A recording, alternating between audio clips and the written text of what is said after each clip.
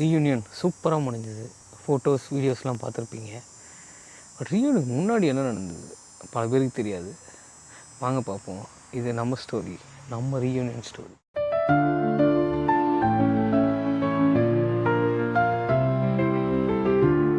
இதில் ஃபஸ்ட்டு வந்து டிஷர்ட் டிசைனுக்கு ஒரு கமிட்டி ஆரம்பித்து அதில் 2 அம்பையர் 3 டிசைனர்.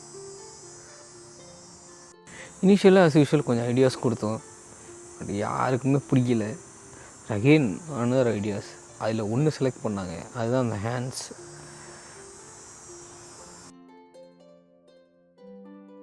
அதை விட்டு கண்டினியூஸாக கலரை மாற்றணும், ஒன்றும் பொசிஷன் மாற்றணும், அதை விட கலரை மாற்றணும், அதில் டிஷர்ட்டில் போட்டு வேறு மாற்றி பார்த்தோம்.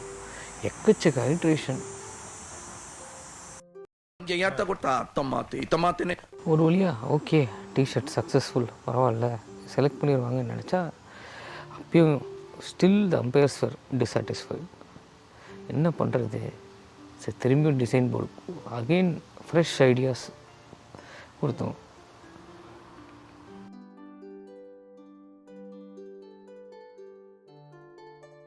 அந்த ஐடியாஸ்லேயும் பாருங்கள், ஒன்று தான் செலக்ட் ஆச்சு.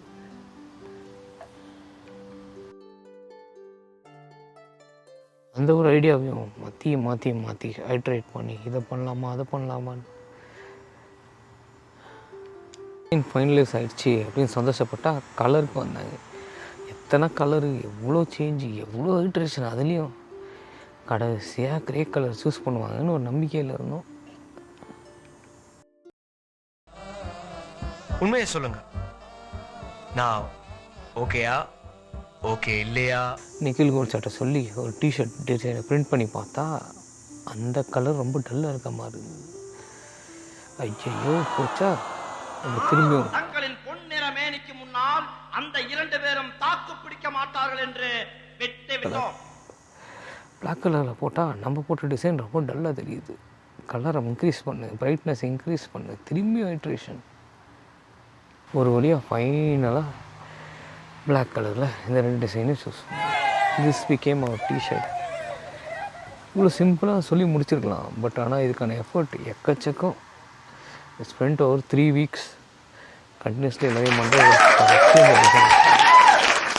Special thanks to T-shirt design team. All the respect.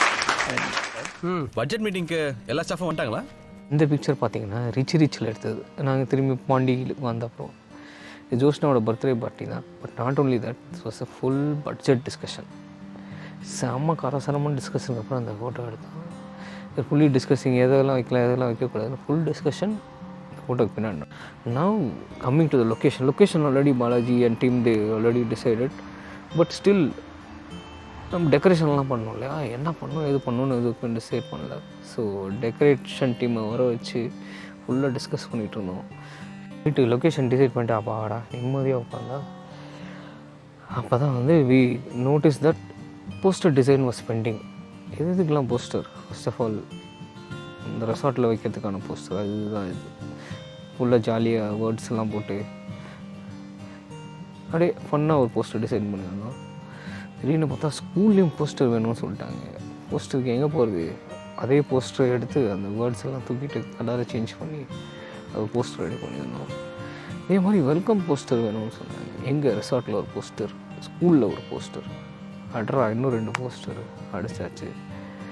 அதுக்கப்புறம் ஸோ கமிட்டி மெம்பர்ஸ் இன்வைட் பண்ணுறதுக்கு ஒரு இன்விடேஷன் வேணும்னாங்க. அதுக்கு ஒரு ஃப்ரெண்ட்ஷிப் டேக்கு ஒரு போஸ்டர் வேணுனாங்க, அதுக்கு ஒரு போஸ்டர். இதெல்லாம் பண்ணி முடிச்சப்பறம் கேக் டிசைன் என்ன பண்ணலாம் அப்படின்னு ரொம்ப யோசிச்சுட்டு இருக்கும்போது ஆர்ஜிசிடி ஈவெண்ட்டில் 20 இயர்ஸ்க்கு எப்படி கேக் டிசைன் பண்ணாங்களோ அதே டிசைனை தூக்கி அப்படியே இதில் வச்சுட்டோம். கேக் மட்டும் மாற்றியாச்சு, பிளாக் ஃபாரஸ்ட்லேருந்து ரசமலாய்க்கு. ரைட்டு, இதெல்லாம் முடிஞ்சுது. அடுத்தது ஸ்கூலில் ஃபுட்டு. அதுக்கு நடுங்க ஹெரிட்டேஜ் ரெஸ்டாரண்ட்டை கான்டாக்ட் பண்ணி பாலாஜி திரும்பியும் போய் நெகோஷியேட் பண்ணி ஒரு ஐட்டம் ஆட் பண்ணி ரிமூவ் பண்ணி கடைசியாக 21 ஐட்டம்ஸ் டிசைட் பண்ணி அது ஃபுல்லாக பாலாஜியோட எஃபர்ட் தான். அடுத்து என்ன பண்ணுன்றது